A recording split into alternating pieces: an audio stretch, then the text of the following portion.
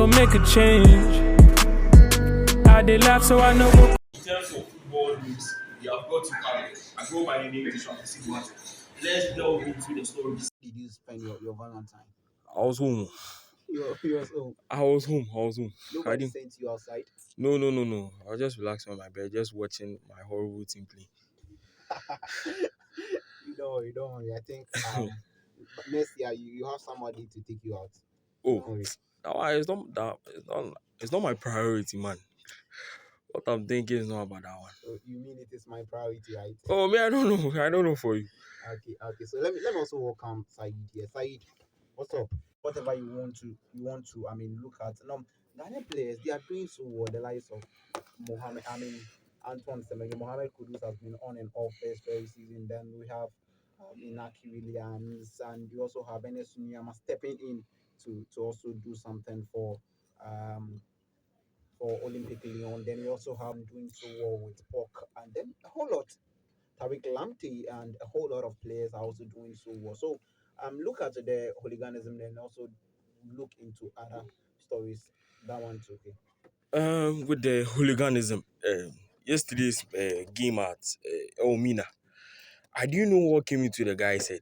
If you have any difference with any match official, it doesn't mean that you have to go ahead and be throwing stuffs at that person. But I think with what the GFA did yesterday, I side with them very, very well. Yeah, I think for once they were. I mean, they reacted so Swift, yeah. So I agree with what they did, and also the guy should be fined because do you think finding them would be the only solution? Yeah, I think that if you are involved in this kind of things, you must be prosecuted and jailed. yeah, Because yeah, we, yeah, we can't continue doing this. This is tarnishing the name of our football. This is bringing the name of Ghanaian football down. So yeah, it's high time we start. I mean, being very very rigid on them so that they will know that what they are doing, if you are not careful and you do anything of hooliganism, you'll be punished. yeah. I think it will deter others from doing the same. I agree with you because every season I suggest that the players should be oriented by their clubs, and the FA officials going to club by club to orient the players on the rules and how to behave as a professional on the. Management, we have David Moyes, Lopetego came, then now we have Graham Potter. It seems if you want to see the progress of a player, you need to have one coach. This one is having three coaches and everything. If you take Antoine Semenyo for instance, he is only under Adoni Areola Yeah, for all his time at Bournemouth. which is very very good. But looking at Kudus, three coaches, I think it's also part. I think for him, mentally, he's not really stable that much. From Ghana's lapses in the AFCON qualifiers and people dragging over the captaincy issue and then stuff. And also, me personally, I was thinking that under Moyes, he would flop because Moyes is more of a defensive coach, not as to Lobitegi and Graham Potter. But in his first season at West Ham, there's no pressure at West Ham. He was playing well. He did well, scored over 10 to 15 goals and assists in his first season. So in his second season, I was thinking that he would fire, but it's not going as planned.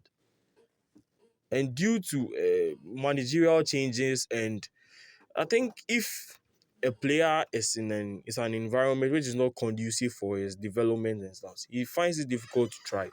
And that's how I'm seeing with him this season. Okay. So Said, let's also see what Joshua.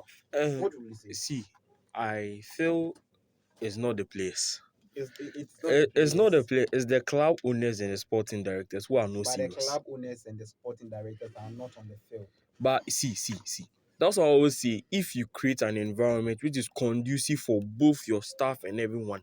What do you mean by See, if the board and the coach are in good terms, the players feel all right. They work, they thrive in You the. mean there is a problem between the board and the coach? No, I won't say there's a problem No, between. there's no problem. I, They I'm, just I'm sacked coming. Eric Ten Hag. They did a mistake by keeping Ten Hag at the start of the season.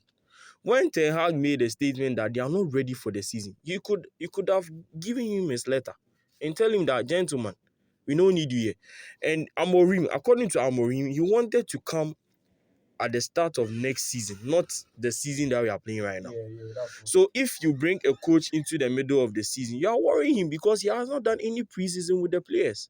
And besides, not all the players on the pitch are his desires. If it wasn't the injuries, Kobe Menu, Collier, and Ugarte suffered, there's no way Casemiro is starting that game. And he was terrible.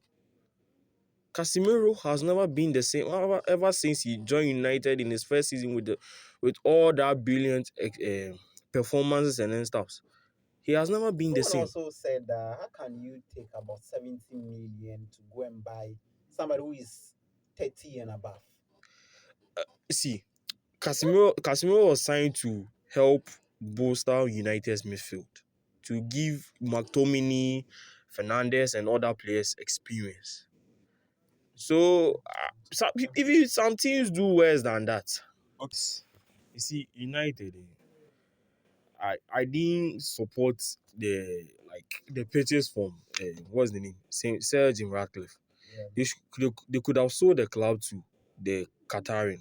Is it Sheikh Jassim. Justin here, that man? They should have sold the club to him so that the man who will bring his ideas and pump in money to him. The British people are not ready to invest in their class. Do you think Manchester United is not investing in their club? They are Because investing, but they are all not. the players, They are the not. coach, all the players you needed, they brought you the players. It's So not- what else? See, my problem was that The coach they is should have sacked Ten Hag earlier. Or you could have yet still keep him in the job to the end of the season. They just give him a sacking letter.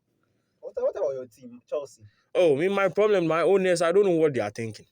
Because see, I don't blame them. Don't you think it was a very big mistake for Roman Abramovich to? No, Abramovich sold the club against his will. The English government were forcing him out. So he sold the club against his will. It's not that he intentionally wanted to sell Chelsea. Nah. So tomorrow we have Champions League games. Tomorrow. Then so we expect the teams to do better than what they did last Manchester week. City, Real Madrid. Who do you think will progress? See, Madrid is progressing. Madrid is progressing. Said.